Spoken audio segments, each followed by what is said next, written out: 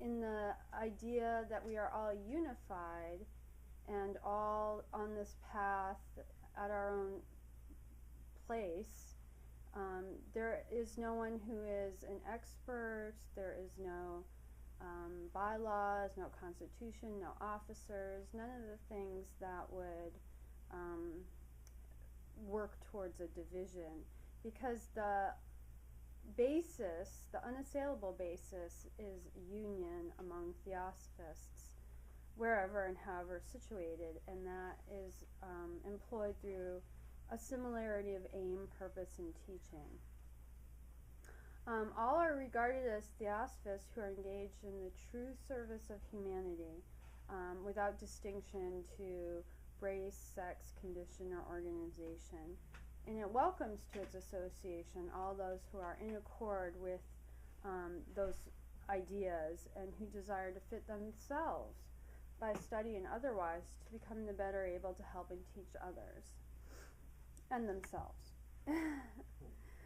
So this lodge is independent, yet there are lodges around the world, and we don't profess any attachment to a particular organization, but just a unity on the basis of similarity, aim, purpose, and teaching. So currently the program is Sunday mornings from 11 to 12. There is a talk or a round table, a discussion with questions and answers about a theosophical topic.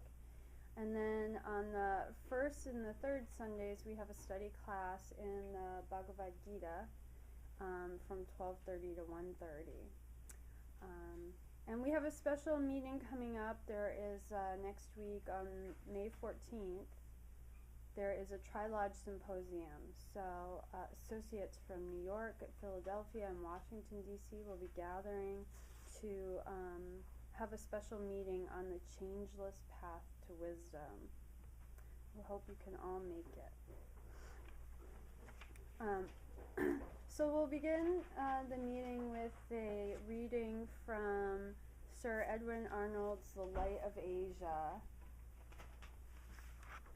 And also there is a International Theosophical Conference, and it's going to be in August 11 through 14 at the Julian Town Hall, wherever that is located. California. In California. know the building, but we got to get to the city. And there will be topics of holistic health, heart math, mysticism, and science, and much, much more. We also have greetings from the Mumbai Lodge in India, sending us fraternal greetings and all good wishes on the auspicious occasion of White Lotus Day, which marks the passing away of our teacher, H.P. Blavatsky. So let's begin this special meeting and hear from the book that Madame Blavatsky requested be read every year at this time, The Light of Asia.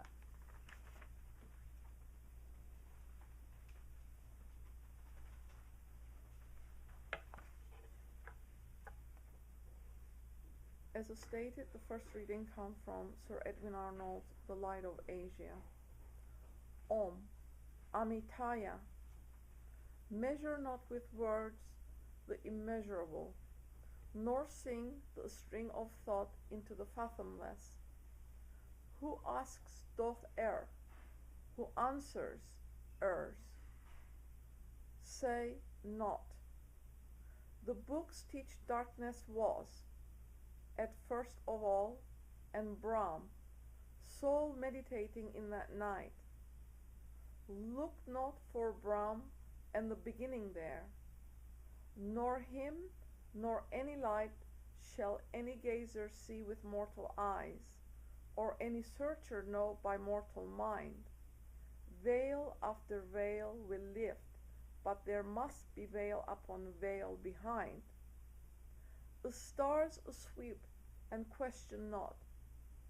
This is enough that life and death and joy and woe abide, and cause and sequence, and the course of time, and being's ceaseless tide, which ever-changing runs, linked like a river by ripples following ripples, fast or slow, the same yet not the same, from far-off fountain to where its waters flow into the seas. These, steaming to the sun, give the lost wavelets back in cloudy fleece to trickle down the hills and glide again, having no pause or peace. This is enough to know. The phantasms are the heavens, earths, worlds, and changes changing them, a mighty whirling wheel of strife and stress, which none can stay or stem. Pray not. The darkness will not brighten. Ask not from the silence, for it cannot speak. Vex not your mournful minds with pious pains. Ah, brothers, sisters, seek not from the helpless gods by gift and hymn, nor bribe with blood, nor feed with fruit and cakes. Within yourselves deliverance must be sought. Each man his prison makes. Each hath such lordship as the loftiest ones. Nay, for with powers above, around, below, as with all flesh and whatsoever lives, act maketh joy and woe.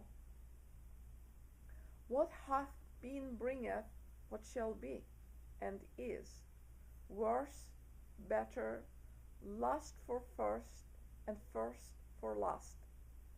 The angels in the heavens of gladness reap fruits of a holy past. The devils in the underworlds wear out deeds that were wicked in an age gone by. Nothing endures. Fair virtues waste with time. Foul sins grow purged thereby. Who toiled a slave may come anew a prince, for gentle worthiness and merit won. Who ruled a king may wander earth in rags, for things done and undone. Higher than Indra's ye may lift your lot, and sink it lower than the worm or gnat. The end of many myriad lives is this, the end of myriads that. Only while turns this wheel invisible, no pause, no peace, no staying place can be. Who mounts will fall, who falls may mount. The spokes go round unceasingly.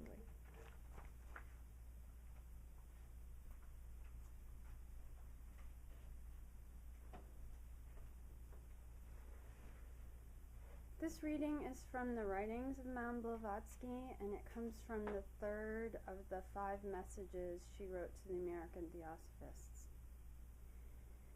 See and realize what great results can be achieved by those who are really in earnest and unite unselfishly to work for humanity. Let this year's outcome show you in unmistakable signs the weighty responsibility that rests upon you, not only towards this society, but towards the whole of humanity. Therefore, do not for one moment relax in your efforts.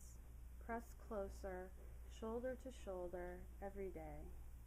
Stand together as one man, come what may, fine weather or storm, and the victory for the cause to which you have pledged yourselves is certain. Striving thus in unison with your higher self, there is a power behind the society which will give us the strength we need, which will enable us to move the world, if we but unite and work as one mind, one heart. Masters require only that each shall do his best, and above all that each shall strive in reality to feel himself one with his fellow workers. It is not a dull agreement on intellectual questions, or an impossible unanimity as to the details of the work that is needed, but a true, hearty, earnest devotion to our cause, which will lead each to help his brother to the utmost of his power to work for that cause, whether or not we agree as to the exact method of work. As the preparation for the new cycle proceeds, as the forerunners of the new subrace make their appearance on the American continent, the latent psychic and occult powers in man are beginning to germinate and grow. Hence the rapid growth of such movements as Christian Science, mind cure, metaphysical healing, spiritual healing, and so forth. All these movements represent nothing but different phases of the exercise of these growing powers, as yet not understood and therefore but too often ignorantly misused. This is one of the dangers of the new cycle, aggravated enormously by the pressure of competition and the struggle for existence. Happily, new tendencies are also springing up, working to change the basis of men's daily lives from selfishness to altruism. Theosophy is indeed the life, the indwelling spirit which makes every true reform a vital reality. For theosophy is universal brotherhood, the very foundation as well as the keystone of all movements towards amelioration of our condition. Ethics of theosophy are more important than any divulgement of psychic laws and facts. The latter relies wholly to the material and evanescent part of the septenary man, but ethics sink into and take hold of the real man, the reincarnating ego. We are outwardly creatures of but a day. Within we are eternal. Learn then well the doctrines of karma and reincarnation, and teach, practice, promulgate the system of life and thought which alone can save the coming races.